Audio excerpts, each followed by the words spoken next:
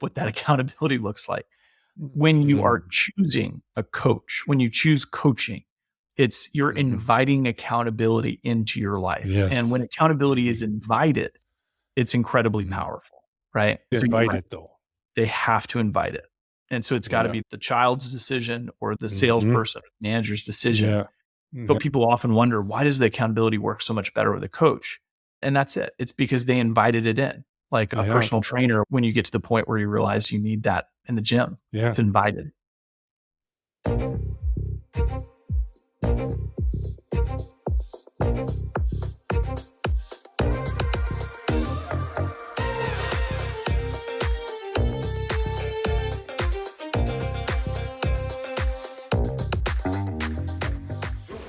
Welcome to Super Entrepreneurs Podcast. Today we have with us Adam Outland.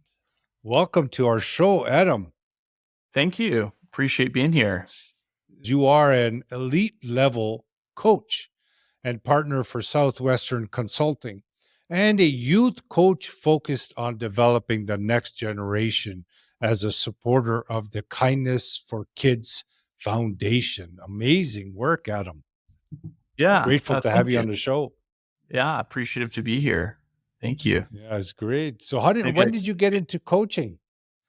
I got into coaching about a decade ago with Southwestern Consulting. I've been with our family of companies since I was 18 years old, actually, which is unique for, I think, most people to stay with a company, start with a company when you're 18 and then stay with the company that long. But I found Southwestern Consulting, one of the sister companies in the family, about a decade ago, and loved their mission and joined their team.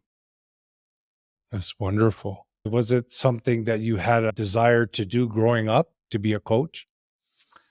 No. When I was growing up, I wanted to be a lot of things. I think when I was in 8th grade, I was in a car ride with my mom going to somewhere. I think we were doing a road trip to Colorado for some reason. Yeah. And she asked the same, she said, what do you want to be when you grow up? And I looked at her and I said, I want to be an opera singer. And oh, wow. It wasn't an unusual thing for me to say because both my mom and my dad were opera singers. And so I just said to her, I want to do what you guys do. Duh. And she looked at me and she said, Adam, you haven't even tried out for chorus. Like you've never done anything with your voice. Just because we're opera singers doesn't mean that has to be your path. On that car ride just helped me. A very powerful and important conversation was she helped me deduce why I thought I wanted to be an opera singer. And she said, what about opera do you like? And I said, like, you get to be on stage and you get to influence a room of people and you get to travel. And I mentioned everything about what I saw my parents do in their career other than the actual singing itself. And so she said, you want to meet interesting people and you want to travel and you want all those things. There's a million jobs that allow you to do that. It doesn't have to be singing. That put me down the road to journalism, which is what I went to college for initially. And then that transformed after an early start in sales to realizing that sales was something I had a knack for. And then that led to sales management, developing other people. And that's where I think coaching came in. So it was a long answer to a short question. But no, please. This is great that you're giving that much information. That's awesome. So as a coach, you're specializing in sales coaching? Originally, yes. And I still do sales coaching as part of it, but we also coach managers and leaders and executives as well. If there was a specialty to our company, what we have a gift for is the sales side of the business. So we coach sales managers. At the end of the day, we also coach some operations people. We coach business owners. Revenue generating activities are something that every position of a company usually has some element of. So we coach everybody. But I got my start doing the sales side. Yeah. And it's funny, a lot of coaches don't realize, but coaching is pretty much being a sales professional at the end of the day. That's right. Yeah. 100%. We actually encourage that a lot because people think you could just tell people what to do, but that's not really coaching. Right? No. It's selling someone on an action that might be uncomfortable for them. Yeah. So Making you're it 100% comfortable. right. Making it comfortable for them. And so it's not really, it's more of a service, right? When you sell something to someone, you're actually helping them achieve something. So it's a big service you're doing to them. That's 100% right. Yeah. So as a elite level coach, what do you think the most important skills a leader should develop in today's format of business where like it's evolving so quickly, right? What are some of the skills that they should be focused on? When we're coaching professionals, there's three areas that we subscribe to as the most important to performance. Mhm. And when I say we, I'm just Southwestern Consulting there's Yeah. about 12, 13 of us that are partners in the business. And there's about 180 coaches or so in our company. And so it's a pretty decent sized operation. And so we've coached about 20,000 people year to date and have about 3,500 active clients engaged at any moment. And so what's universal in our coaching is the principles that we coach on. And that's what you just asked, which is what are the things that are that we Yeah. value or see that's most Mhm. important. The skill bucket is one of three buckets. And inside those Okay. skills, we coach on the sales side of the skills. So how to overcome Mhm. objections when you Good. encounter them, how to format a successful approach. People make Mhm. judgments the first 7 seconds of meeting you. So how do you Mhm. make the most of that first 7 seconds and prepare Yeah. yourself? How to ask for referrals, all of it, the whole sales cycle. Yeah. On the Mhm. other side of skills, we work on the management skills as well. And that's how to have a crucial conversation with someone.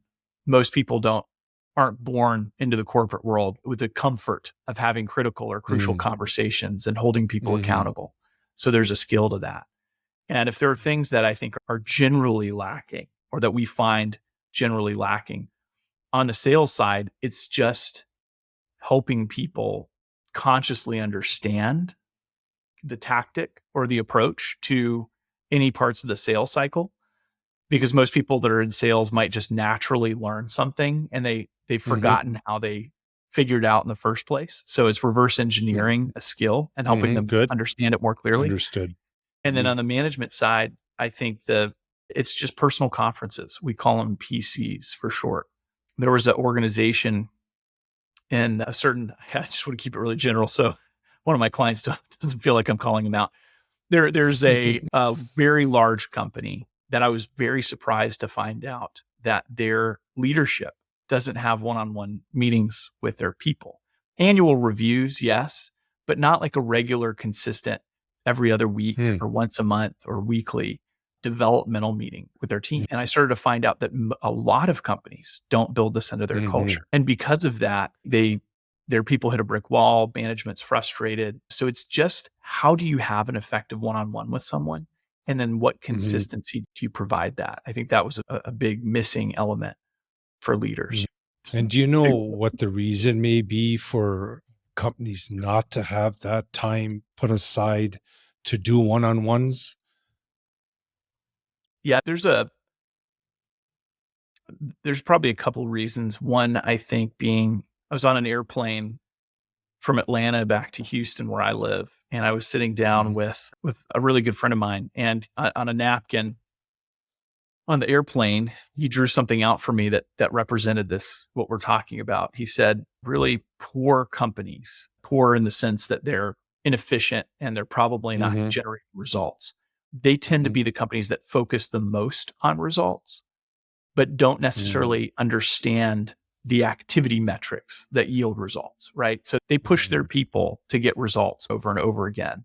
And so a one-on-one meeting in that culture might be a manager sitting down with you saying, hey, where are your numbers this month? You didn't hit your sales quota. Go do it next month. There's no development. They Mhm. just, all the manager knows isn't how to teach their person to do it, but just to manage the person and tell them what they're not doing. And so those negative cultures are where there's a lot of Mm. pressure on results, but no Mm. understanding of the structure of how to generate the results, what's in the salesperson's actual control. Mm. And better companies understand. So take, a Northwestern Mutual, one of the biggest life insurance companies. They have a system called the Granum system, and it defines the activity metrics to help their life insurance and wealth management reps achieve their goals. So they know if they do X number of appointments and they have an X number of referrals, they'll generate X number of revenue dollars. And so management in that case holds their team accountable to the things that are controllable, which is setting appointments, going on appointments, asking for referrals. Does that make sense? Yes. And even in entrepreneurship, for example, we tend to put so much focus and attention on the results, on the end result. And that pressure also creates an uneasy feeling in their day-to-day job and their activities that they perform. Absolutely. That's right. It pulls them away from what they're trying to achieve, and it's just that calmness. Once that calmness is out of the picture, the results are not that great, I feel. Yes, 100%. It's poor companies or ineffective companies tend to focus on results without an understanding of the activity. Better companies know that activity precedes results, so they focus on the activity.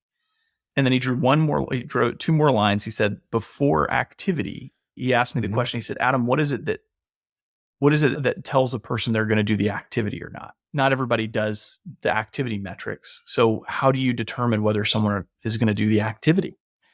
He said, it's based on something we don't talk about in America a lot. And that's how people feel. Feelings precede activity, right? Yeah. So personal conferences are missed in a lot of companies because managers might even understand that they should track activity and that gets results. But those managers feel like they're on a hamster wheel. Like they feel like they're having to crack the whip every day to get their people to do the job. And it's because they're missing the element that if they actually focused on the feelings of their team members and empowering and changing that feeling, the activity comes naturally out of that. Yeah. The feelings are the powerhouse. Yes. For results. Yeah. Or the lack of results, right? The lack of results. Yeah. If someone feels underconfident or someone feels insecure or upset with management. Yeah. Or they feel worthless or they're not good enough. Yeah. That comes through in how they communicate with customers. Yeah. Yeah. And the customer picks up on that right away. There's something off. Something is not right. Hello, ladies and gentlemen. I just wanted to quickly interrupt today's episode to announce something really exciting. I'm doing a 5-day live launch, July 3rd to July 7th at 10 a.m. Eastern Standard Time. And it's called DIY, Do It Yourself, Studio Grade Podcast and TV, under $100 using AI. I'm blown away at what is happening in my world, and I wanted to share with you all. If you're a business owner, if you're an entrepreneur, I'm going to share everything in this event. You're going to absolutely love it. And I would love for you to be there.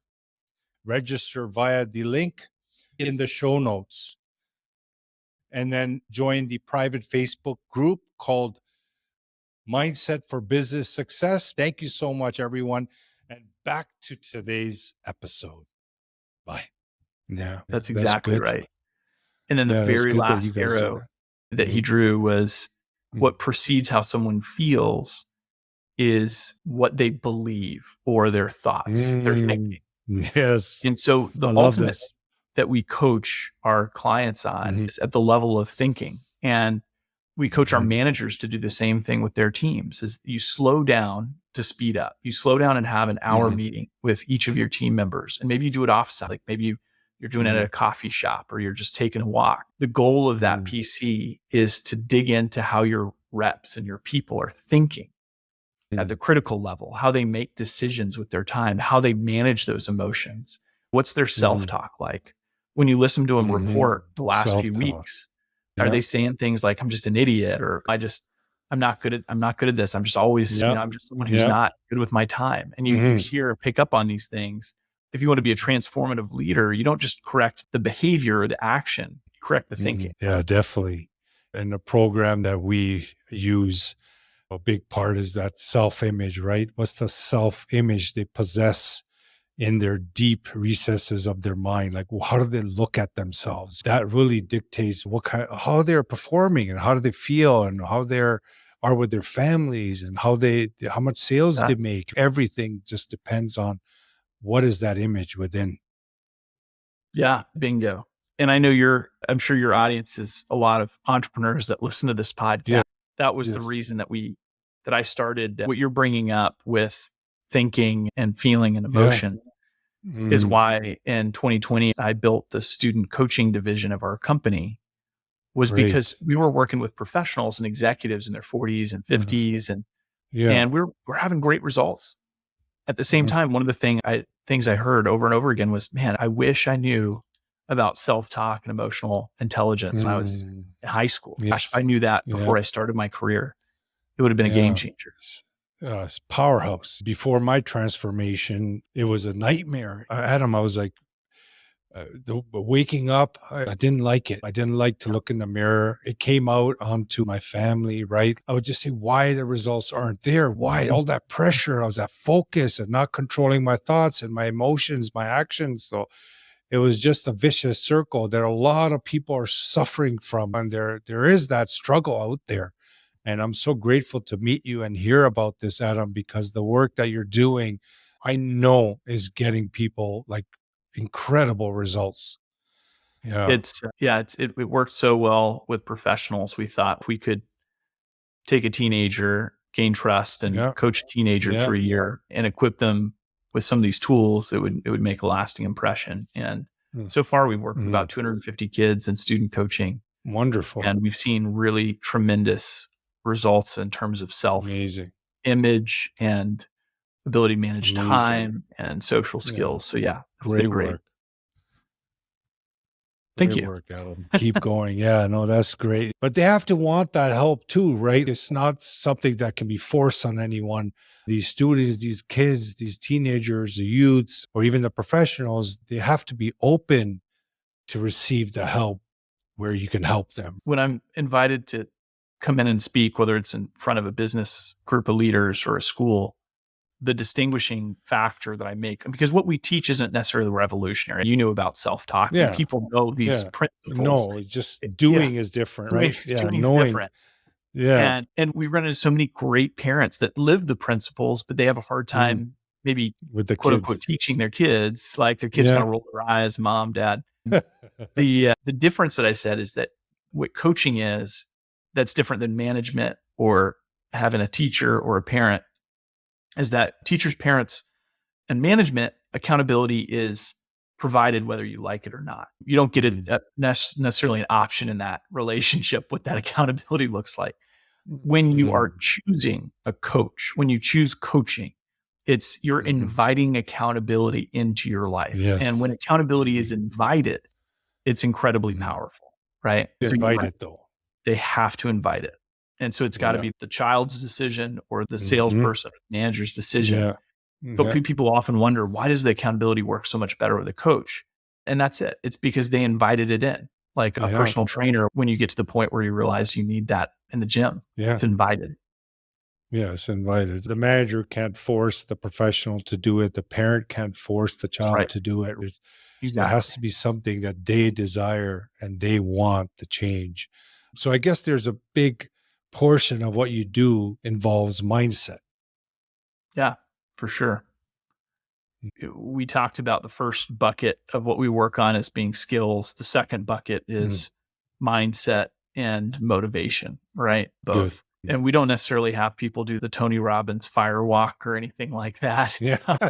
But we do realize I've had clients who've been just top of their career. There was a guy who'd been in his profession his entire life. He's 60, I don't know, 61, 62. He had the key to the city he lived in. When the mayor gives you the key to the city, it's a really big Yeah. deal. It means he's a big influencer in that community. He had just had a tremendous career. And when he was engaging in coaching, I said, why are you doing this? You've lived an incredible life already. You're so well Yeah. respected. You're successful. And he Mhm. said, Adam, I don't have the fire in my belly that I used to have when I first got into this industry. In my 60s, I don't have a clarity of my why and my vision between where I am now and what the rest of my life looks like. It's like a late midlife crisis. I've lost my vision. And he's like, if someone can help me figure out the vision, I know I've got the skills and the operating systems to be successful. I just need to get clarity on the why and the picture. And so that's part of what we mean when we say mindset, is that we have to start with the why, like Simon Sinek brought up, or with the self-awareness. big picture, the vision. Yep. And work from there. Very good. Adam, it was great talking to you. The information you shared was wonderful. And I wish you all the growth and success. What you're doing in the community, what you're doing for people is definitely appreciated.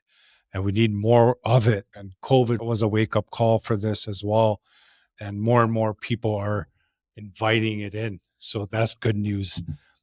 And also appreciate the fact that you guys agreed to help us promote your episode on your network. That really makes a big difference to make a bigger impact. And did you want to mention your podcast quickly as well? Sure.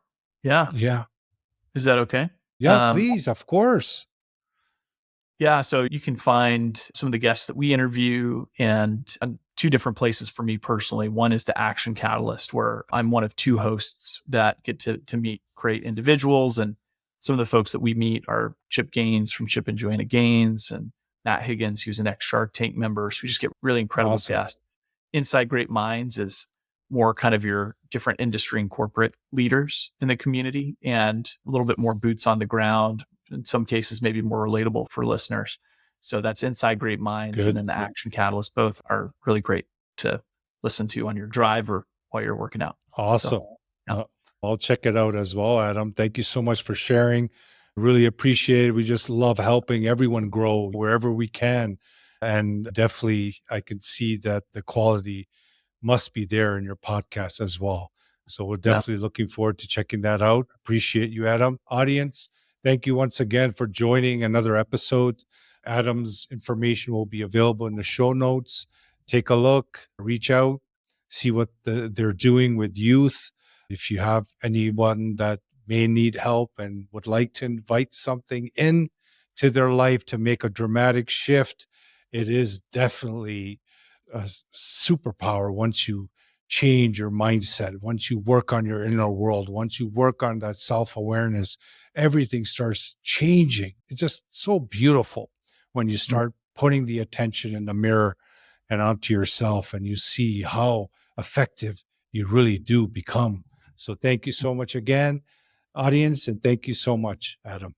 Awesome. Thank you for the time. Appreciate the invitation.